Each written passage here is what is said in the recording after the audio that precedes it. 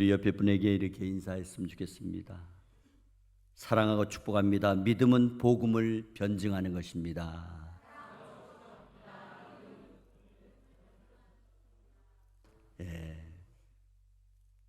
오늘 우리가 봉독한 본문 말씀은 예루살렘에서 로마 군인들에게 체포된 사도 바울이 복도들 앞에서 자신의 신앙을 변증하는 장면이 나옵니다. 변증이라는 것은 단순히 변명하는 것이 아니라 진리를 드러내어 설득하는 것을 변명이라고 말합니다. 사도 바울은 자신을 죽이려고 하는 복도들 앞에서 담대하게 복음을 논리적으로 그리고 성령의 능력으로 증거하고 있습니다. 오늘날 저와 여러분도 사도 바울의 담대한 변증을 통해 사도 바울이 복음으로 변화된 그의 인생과 그리고 복음으로 당당하게 살아가는 믿음의 모습을 배우는 시간이 되기를 간절히 바랍니다.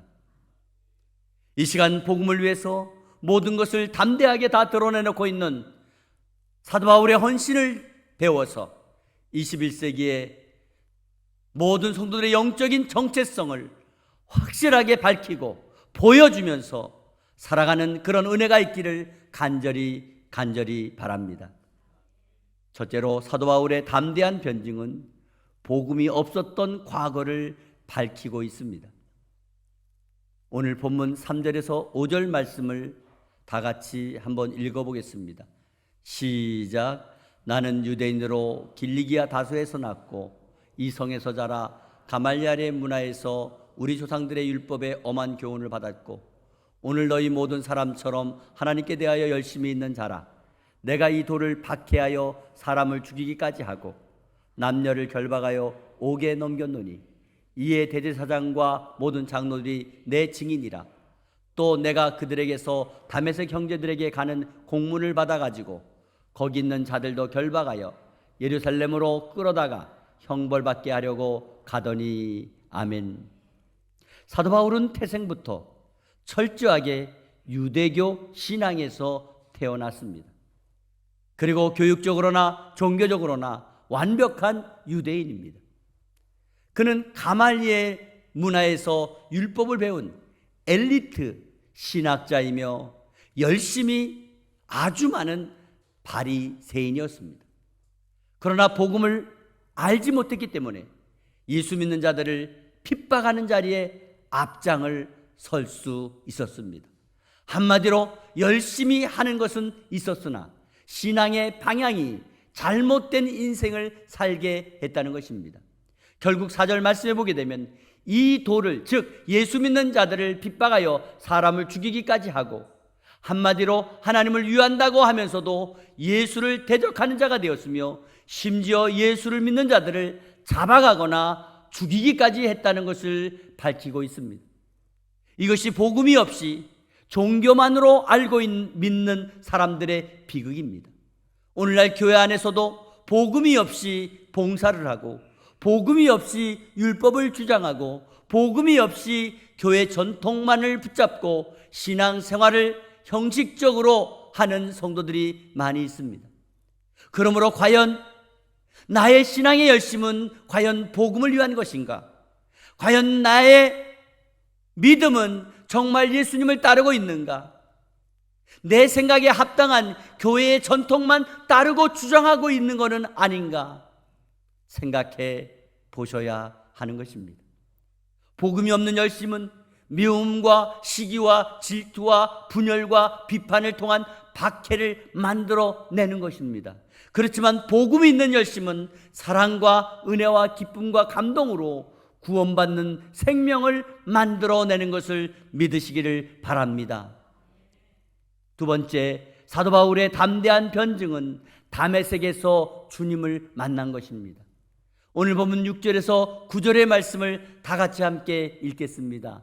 시작. 가는 중 다메섹에 가까이 갔을 때에 오종쯤 되어 호련히 하늘로부터 비침에 내가 땅에 엎드려져 들으니 소리 있어 이르되 사울아 사울아 내가 왜 나를 받게 하느냐 하시거늘 내가 대답하되 주님 누구시니까 하니 이르시되 나는 내가 받게 하는 나사렛 예수라 하시더라.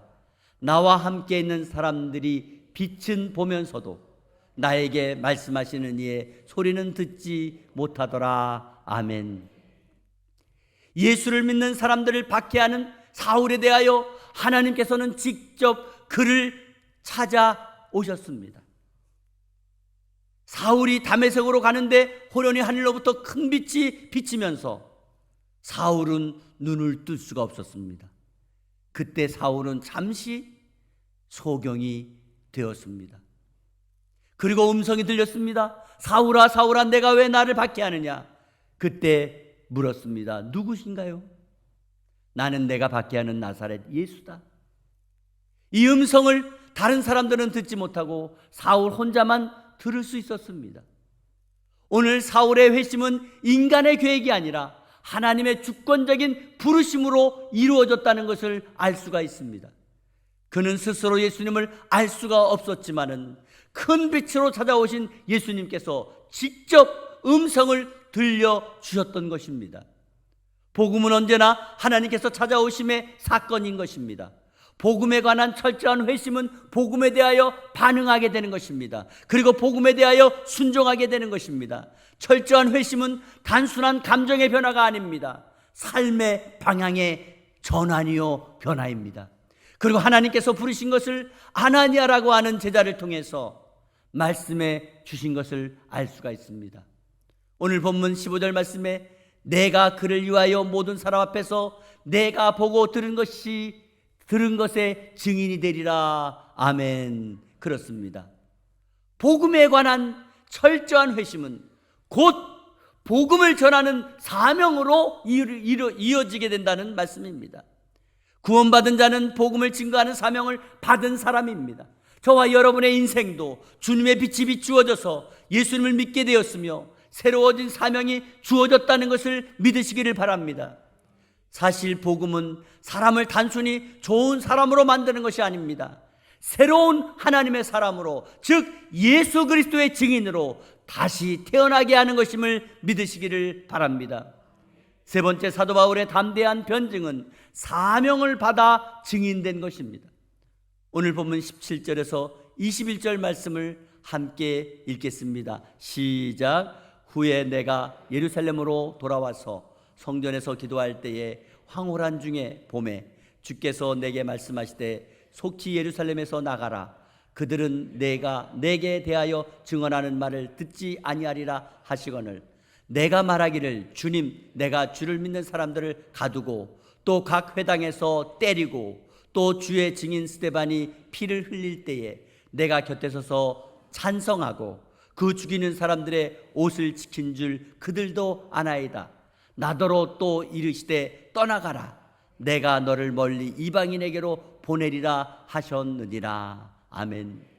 사실 사도 바울은 자기 동족들에게 복음을 전하고 싶어 했습니다. 그렇지만 그는 예루살렘에서 철저하게 유대인들로부터 거부를 당했으며 하나님께서는 그를 이방인의 사도로 부르셨습니다. 여기에서 우리는 복음이라는 것은 혈통, 민족, 문화의 벽을 뛰어넘어야 된다는 것을 말씀해 주고 있습니다. 하나님의 구원의 계획은 언제나 우리의 뜻보다 크고 우리의 뜻보다 높고 우리의 뜻보다 원대하시다는 것을 알아야 하는 것입니다. 사도 바울은 자기 동족인 유대인의 구원을 원했지만은 하나님께서는 이방인을 향하여 보내셨다는 것입니다. 하나님께서는 저와 여러분을 사용하실 때 우리의 한계를, 우리의 뜻을 뛰어넘어 일하게 하시는 것을 믿으시기 바랍니다. 오늘 본문 21절 말씀에 나더러 또 이르시되 떠나가라. 내가 너를 멀리 이방인에게로 보내리라 하셨느니라. 이 말씀은 이방인들을 향한 하나님의 구원 계획을 복음의 확장으로 명령하고 계신 것입니다. 이러한 사도 바울의 복음에 대한 계획을 들었을 때에 유대인들은 분개했습니다. 하지만 이것이 바로 하나님의 구속사적인 계획의 중심이 되었습니다. 복음은 온 세상 모든 민족에게 전파되어야 한다는 것입니다. 하나님께서 저와 여러분을 부르신 이 자리가 바로 복음이 필요한 현장입니다. 때로는 이해가 되지 않아도 하나님의 뜻에 순종할 때 복음은 확장이 되는 줄 믿으시기를 바랍니다. 저와 여러분의 삶의 현장이 바로 보내심을 받은 자리이며 바로 그것이 선교지라는 사실을 기억하시고 때를 얻든지 못 얻든지 복음을 전하는 은혜가 있기를 간절히 바라고 축원합니다. 네 번째로 사도 바울의 담대한 변증은 위기 속에서도 담대했습니다. 오늘 본문 22절에서 29절의 말씀을 다 같이 함께 읽겠습니다. 시작. 이 말하는 것까지 그들이 듣다가 소리질러 이르되 이러한 자는 세상에서 없애버리자 살려둘 자가 아니라 하여 떠들며 옷을 벗어 던지고 티끌을 공중에 날리니 천부장이 바울을 영내로 데려가라 명하고 그들이 무슨 일로 그에 대하여 떠드는지 알고자 하여 채찍질하며 신문하라 한데 가죽줄로 바울을 매니 바울이 곁에 서 있는 백부장더러 이르되 너희가 로마 시민 된 자를 죄도 정하지 아니하고 채찍질할 수 있느냐 하니 백부장이 듣고 가서 천부장에게 전하여 이르되 어찌하여 하느냐 이는 로마 시민이라 하니 천부장이 와서 바울에게 말하되 내가 로마 시민이냐 내게 말하라 이르되 그러하다. 천부장이 대답하되 나는 돈을 많이 들여서 시민권을 얻었노라. 바울이 이르되 나는 나면서부터라 하니 신문하려던 사람들이 곧 그에게서 물러가고 천부장도 그가 로마 시민인 줄 알고 또 그 결박한 것 때문에 두려워하니라. 아멘. 여기에 보시면 사도 바울은 지금 생명의 위협을 받고 있습니다. 죽을지도 모릅니다. 그런데 흔들리지 않는 믿음을 끝까지 보여주고 있습니다. 사도 바울은 복음의 진리를 증언했지만은 사람들은 듣기를 거부하고 오히려 폭력을 행사하며 생명의 위협을 가하고 있었습니다. 그러나 사도 바울은 절대 물러서지 않았습니다. 이유는 복음의 진리는 반드시 선포되어야 하기 때문입니다.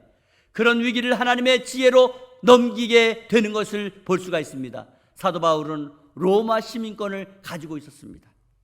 그는 로마 시민권을 언급하며 함부로 매를 때리지 못하도록 했습니다. 사도 바울은 위급한 상황에서도 지혜롭게 복음을 위한 길을 대처해 나간 것입니다. 그렇습니다. 복음의 사람은 단순히 열정만으로 복음을 전하는 것이 아니라 때에 맞추어 지혜와 분별력을 행사하고 끝까지 복음을 위한 길을 가야 될 줄로 믿으시기 바랍니다. 사도 바울이 이 어려운 위기를 통해서 로마로 가게 되는 길이 열리게 되는 것을 보게 될 것입니다. 이처럼 하나님께서는 위기를 통해서도 복음의 길을 준비해 주시는 것을 믿으시기를 바랍니다. 이처럼 복음의 사람에게는 고난의 길의 끝이 마지막이 아니라 새로운 복음을 전하는 기름길의 시작이 된다는 것을 믿으시기를 바랍니다. 저와 여러분도 복음을 변증할 때 반드시 오해를 받고 핍박을 받을 수 있습니다. 그러나 복음의 진리는 반드시 승리하게 될 줄 믿습니다. 우리는 세상 앞에서 예수 그리스도의 복음이 참된 진리요 생명이요 복음이라는 것을 담대하게 증언하며 살아가시기를 바랍니다. 사랑하는 성도 여러분, 오늘 본문 말씀은 사도 바울의 개인적인 간증이면서도 동시에 복음의 본질을 드러내고 있는 사도 바울의 담대한 변증의 현장입니다. 복음은 사람을 변화시키고 사명을 감당하게 하는 능력이 있다는 것입니다. 복음은 하나님의 부르심과 사명으로 이어지는 것입니다. 복음은 거부와 고난 속에서도 담대하게 변증할 만한 가치가 있는 진리인 줄 믿습니다. 저와 여러분도 각자의 삶의 현장에서 사도 바울처럼 복음을 변증할 수 있게 되기를 간절히 바랍니다. 사도 바울은 로마서 1장 16절 말씀을 통해 나는 복음을 부끄러워하지 아니하노니 이 복음은 모든 믿는 자에게 구원을 주시는 하나님의 능력이라. 아멘. 이와 같은 영적인 담대한 변증을 통해 이 땅에 사는 동안 하나님의 나라를 확장해 나가는 그런 은혜가 저와 여러분의 삶에 풍성하게 되기를 주 예수 그리스도의 이름으로 축원합니다.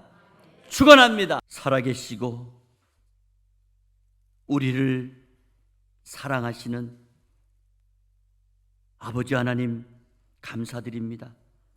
우리에게 직접 찾아오셔서 구원의 은총을 허락해 주신 하나님 아버지, 오늘 사도 바울처럼 복음으로 변화받은 인생이 되어 담대하게 복음을 변증할 수 있게 도와주시옵소서. 어떤 생명의 위기 속에서도 복음을 부끄러워하지 않았던 사도 바울처럼 하나님, 우리가 복음을 담대하게 내 삶의 현장에서 선포하며 부활의 예수님을 변증하게 도와 주시옵소서. 그리하여 주님의 복음이 내 안에 그리고 세상 가운데에 빛을 발하여 영원한 형벌을 받고 지옥에 갈 불쌍한 영혼들을 살려 천국으로 인도하며 영생을 누리며 살아가게 도와주시옵소서. 한 영혼도 버림받지 않도록 때를 얻든지 못 얻든지 복음을 전파하여 하나님의 나라가 이 땅에 확장될 수 있도록 주여 나를 사용하여 주시옵소서. 아버지, 온전히 우리의 삶의 현장이 복음의 터전임을 기억하고 거기서 선교하고 거기서 복음 전하며 거기서 변증하게 하옵소서. 모든 영광 주께 올리며 예수 그리스도의 이름으로 기도하옵나이다. 아멘.